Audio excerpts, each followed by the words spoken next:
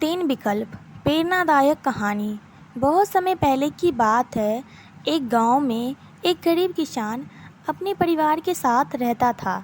उसकी एक ही बेटी थी। वह बहुत सुंदर थी।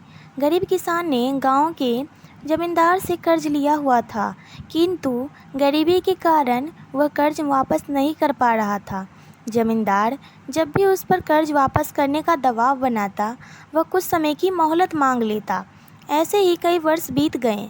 एक दिन जमींदार की दृष्टि किसान की सुंदर पुत्री पर पड़ी, जो युवा हो चुकी थी।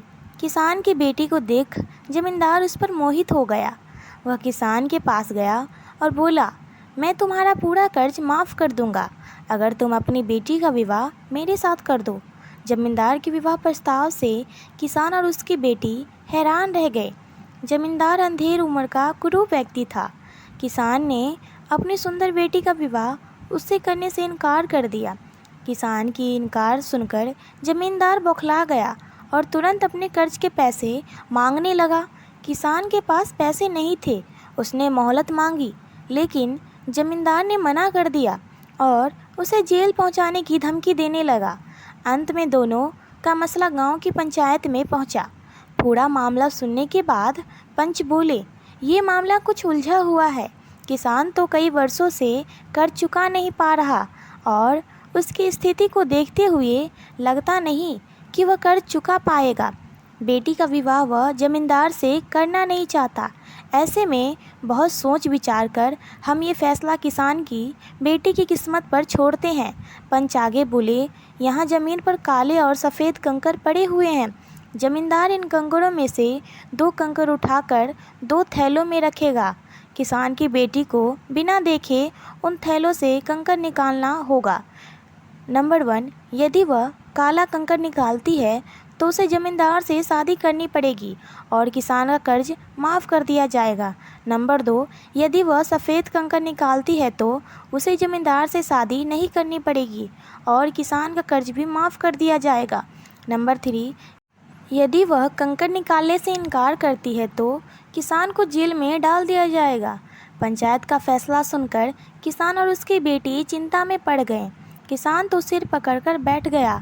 इधर जमींदार ने जमीन में पड़े कंकर उठाकर थैली में डाल लिए। जब जमींदार कंकर उठा रहा था तो किसान की बेटी ने देख लिया कि उसने सभी आंखों में धूल झोंक कर दोनों काले कंकर ही उठाए हैं। अब किसान की बेटी किसी भी थैले से कंकर निकालती, वह काले रंग का ही होता। जमींदार इतना धूर्त होगा ये उसने सोचा नहीं था, लेकिन उसे किसी भी हाल में इस मुसीबत से बाहर निकलना था। वह अपना दिमाग दौड़ाने लगी। उसके सामने 3 विकल्प थे। पहला, थैली से कंकर निकालने से मना कर दे और पिता को जेल जाने दे। दूसरा, थैली से कंकर निकाले और चुपचाप जमींदार से शादी कर ले। तीसरा, पंचों को जमींदार की धूर्तता के बारे में बता दे। तीसरा विकल्प उसे ठीक लगा, लेकिन पंचों को बताने पर भी इस मुसीबत से छुटकारा नहीं मिलता। पंच जमींदार के कंकर बदलवा लेते और अंत में निर्णय उसकी किस्मत पर ही निर्भर करता। वह ऐसा उपाय सोचने लगी जिससे उसे पंचों को कुछ कहना भी ना पड़े और वह जमींदार से शादी करने से भी बच जाए। एक उपाय उसके दिमाग में आ गया। वह आगे बढ़ी और जमींदार की थैली में से एक कंकर निकाला, लेकिन उसे दिखते बिना ही ज़मीन में गिरा दी। ज़मीन में गिरकर वह कंकर अन्य कंकरों में जा मिला। हाँ, ये क्या हो गया? कंकर का रंग तो मैं देख ही नहीं पाई और वह मेरे हाथों से नीचे गिर गया। अब मैं क्या करूं? किसान की बेटी पंचों को देखकर जानबूझकर परेशान होने का नाटक करने लगी। यह सुनकर एक पंच बोला, कोई बात नहीं, तुमने जो कंकर निकाला था अब उसे पहचानना संभव नहीं। ऐसा करो, जमींदार के दूसरे थैले में से कंकर निकाल लो। वह जिस रंग का हुआ उसके विपरीत रंग का कंकर ही तुमने पहले निकाला होगा। सभी पंच इस बात पर सहमत हो गए। इधर से सुनकर जमींदार के होश उड़ गए, लेकिन अब क्या करता? पासा पलट चुका था। वह चुप ही रहा। किसान की बेटी ने जब थैले में से कंकर निकाला तो वह काले रंग का था।